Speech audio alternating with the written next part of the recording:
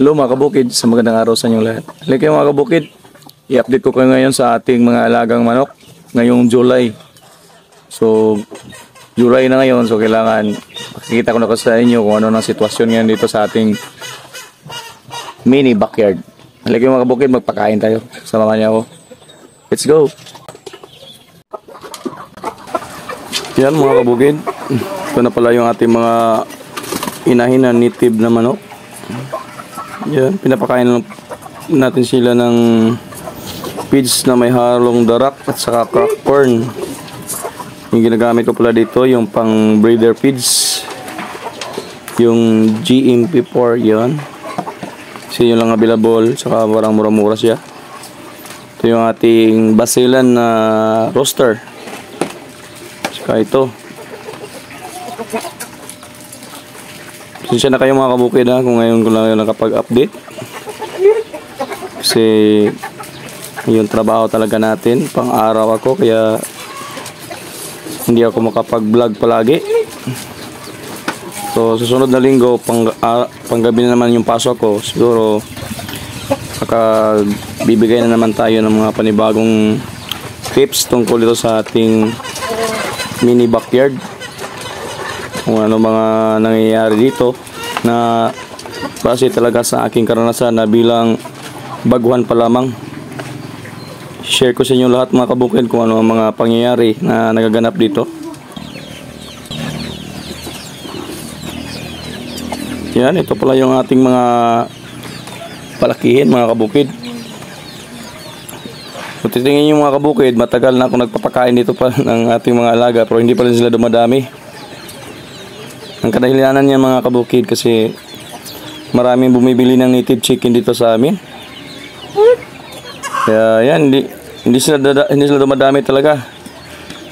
Hindi pa nga ako nakapagpalaki ng mga bagong inahin. Kaya ngayon, ang ginawa ko, hindi muna ako nagbinta. Yan, pinapalaki ko muna sila lahat. Itong mga babaeng mga manok dito, ito yung mga panibago naman nating hens. Kasi kailangan natin ng panibagong mga inahing manok para sa susunod na taon. Yan. Yan, malaki na yung aking buwelero. Nakaitlog na pa yan ng 2 bisis. Iwan ko lang kung fertile ba yun. At ito naman mga kabukid, ito yung mga sisyo natin nung pinahats nung katapusan ng Mayo.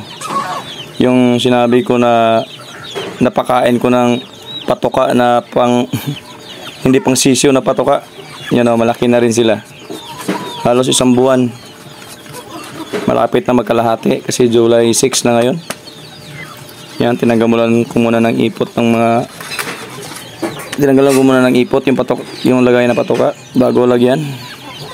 Yan, pakain ko pala dito mga kabukid, yung Integrato.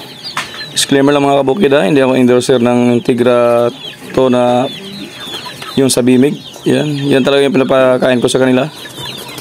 Kasi lampas na sila ng 1 buwan. Kaya Integrato na. Yan, simpleng pakain lang. Para mabilis lang lumaki. Magdagdag pa tayo ng gawa ng pabahay nila para sa susunod nating mga malaking sisiw. At yan o mga kabukid, share ko sa inyo itong aking bagong boiler. Yan o, malalaki na rin sila.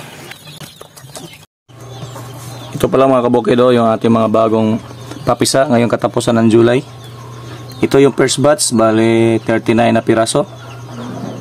Kuhan pala ngayon, July 6. So, mayroon pa tayong second batch. Isasalang naman natin ngayon July 10. Ito pa yung ating status ng ating backyard yan. Kaya ganito na lang. Maraming salamat sa inyong lahat.